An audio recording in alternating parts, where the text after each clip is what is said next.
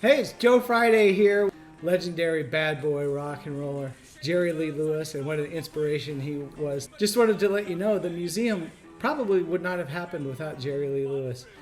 In 1959, Harley Davidson gave two motorcycles for product placement. One was to Jerry Lee Lewis, the second was to Elvis Presley, who doesn't normally take a back seat to Jerry Lee Lewis. Jerry Lee Lewis treasured that motorcycle. In fact, he only ended up driving it about 2,000 miles.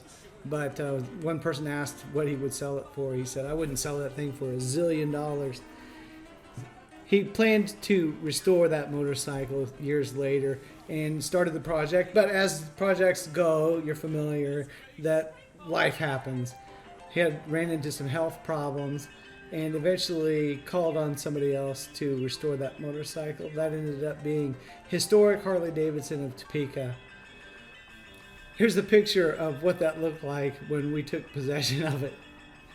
Put it all back together, shipped it back to Jerry Lee Lewis. He enjoyed it so much he kept that in his living room rather than in the garage for the remainder of its days with Jerry Lee Lewis. Eventually he sold it at Meekham's auction. It gained $385,000. Really high price for a motorcycle. Not the highest price. The highest priced one was from Easy Rider. It sold over $1 million, but definitely a top 10.